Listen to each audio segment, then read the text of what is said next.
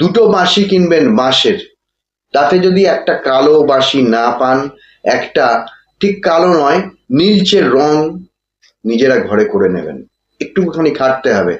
আর আর একটা বাঁশি যেরকম বাঁশের হলুদ রঙের হয়, ওটা একদম ঠিক আছে, ওটা রাধা এবং ওটা কৃষ্ণ।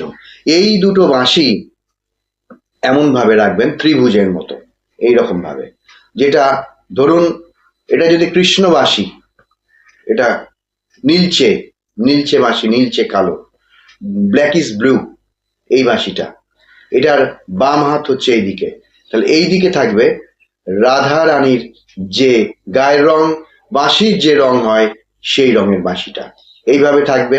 কি করবেন, একটা পিসবোর্ডকে ত্রিভুজাকৃতি করে কাটিং করে নেবেন। এইটা করুন, আমি বলছি ঘরে এইটা করুন, ব্যাপক উন্নতি হবে। শ্রীকৃষ্ণ ঘরে আপনার জাগ্রত হবে, যদি গোপাল থাকেন ঘরে আরো জাগ্রত হবেন, গোপাল ঘরে জাগ্রত হন, রাধা কৃষ্ণ জাগ্রত হবেন।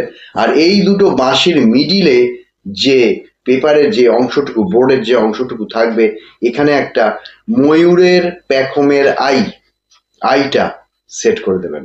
এইবারে এটা আপনাকে ঝোলাতে হবে বাড়ির উত্তর পূর্ব দেওয়ালে।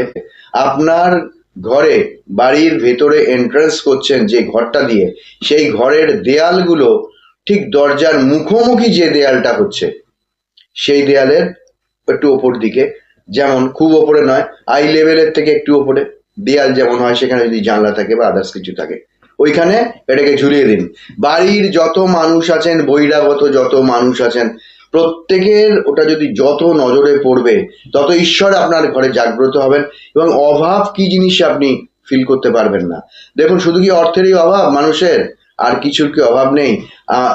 কারোর সন্তানটা দূর দেশে চাকরি করে, তাকে একটু দেখতে ইচ্ছা করে।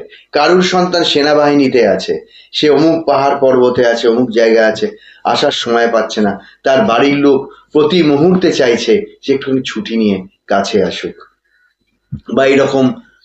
এটাও অভাব, এটা বড় হাহাকার।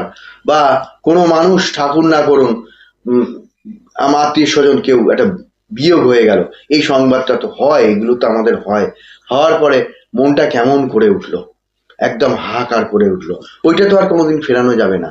তাই এইটাকে যদি আপনি ঘরের মধ্যে প্রতিস্থাপন করেন, তাহলে হবে কি, আপনার সমুদ্রের ঢেউ যেমন উপচে পড়ে, সেই রকম ভাবে আপনার ঘরে কৃষ্ণ প্রেমের বন্যা হবে, ঈশ্বর জাগ্রত হবেন এবং আপনার ফুলে ফলে ভরে উঠবে, সংসারে প্রাচুর্য ভরে উঠবে।